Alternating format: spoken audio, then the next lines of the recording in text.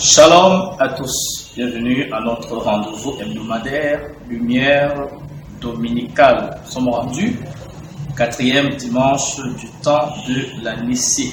Bénissons le Seigneur qui nous a permis de vivre densément, je l'espère, première, deuxième et la troisième semaine.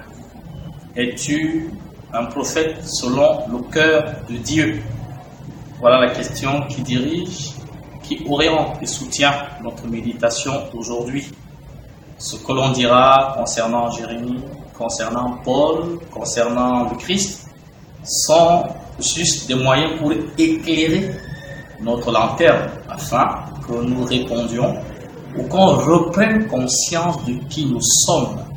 Chacun va s'évaluer au contact des lectures, au contact des pistes que l'Esprit nous donnera de dégager et surtout au contact de la réalité. Dans la première lecture, le Seigneur s'adresse à Jérémie comme à Jésus au début de sa mission. Je t'ai mis de côté bien avant que tu ne sois conçu dans le sein de ta mère. Voilà la vocation de Jérémie. Elle est de Dieu, mis à part. Et Dieu n'a pas mis Jérémie à part pour une autre mission. Il le met à part pour aller porter la bonne nouvelle aux autres.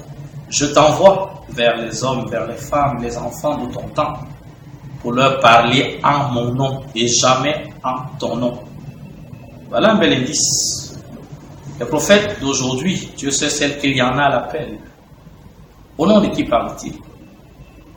De même ou de Dieu? Mais comment savoir qu'il parle au nom de Dieu ou au nom de même si toi, moi, n'avons pas des directives données par l'Esprit? Donc le discernement est à demander. Autrement, on sera floué. Et il faut faire attention parce que Jésus nous a prévenu que beaucoup de loups vont se déguiser en agneaux et viendront pour simplement nous égorger.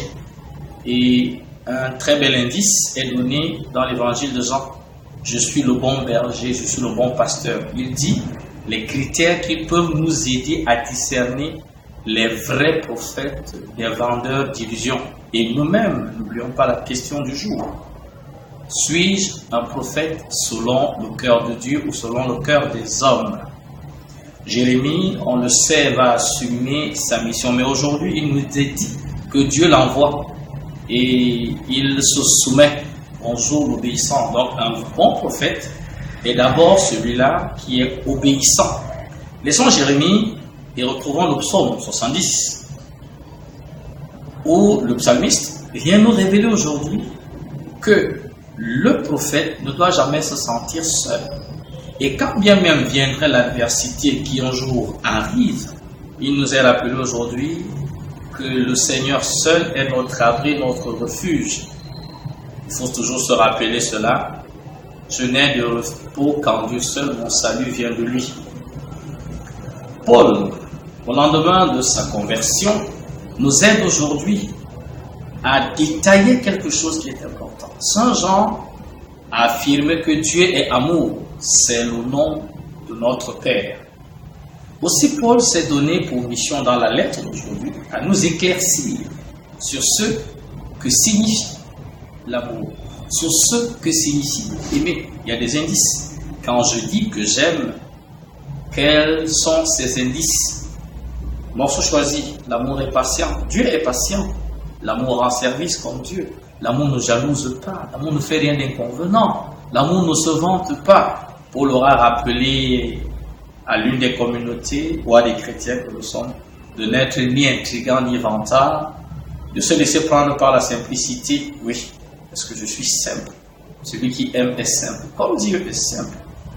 Il nous rappelle que dans notre dimension prophétique, nous devons être des champions de l'amour, champions de la patience, champions du respect des autres, champions des prescriptions divines. Oui, parce que qui aime ressemble à Dieu. Qui aime est sur le chemin de la sainteté et de la sanctification, c'est cela. Qui aime comme Dieu aime est en marche vers la vie éternelle. Voilà l'enjeu qui est derrière ce petit mot amour qui souvent aujourd'hui est galvaudé pour des intérêts qui ne sont pas toujours à la hauteur de ce que nous voulons. J'aime mon père, j'aime ma mère, j'aime mon frère, j'aime ma soeur, j'aime mon ami, j'aime mon voisin. Qu'est-ce que je mets derrière? Concrètement, il faut se rappeler que aimer, ce n'est jamais prendre, ce sera toujours donné. Il faut se rappeler que la croix nous dit exactement, ou mieux que toutes les paroles, ce que l'amour signifie vivement, que nous soyons des prophètes qui aiment Dieu de tout leur cœur, de toute leur force, de leur intelligence, mais qui aiment aussi leur prochain comme eux-mêmes. C'est la loi que Jésus a donnée. Nous voici dans l'évangile. Jésus parcourt le territoire et il revient chez lui. Ils s'attendent à ce qu'il fasse ce qu'il fait ailleurs, beaucoup de miracles.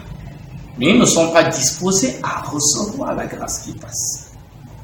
Et les réponses de Jésus vont les énerver. C'est bizarre parce que au début, ils sont stupéfaits. Aujourd'hui, ça accomplit la parole, ils sont contents. Mais lorsque Jésus leur donne quelques indices de compréhension, bonjour la colère. Ils en veulent, n'est-ce pas, à celui-là qui vient leur rappeler qu'ils sont encore dans les ténèbres. Ils regardent de manière superficielle.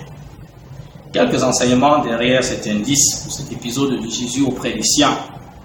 Oui, elle est célèbre, la parole. Nul n'est prophète chez soi.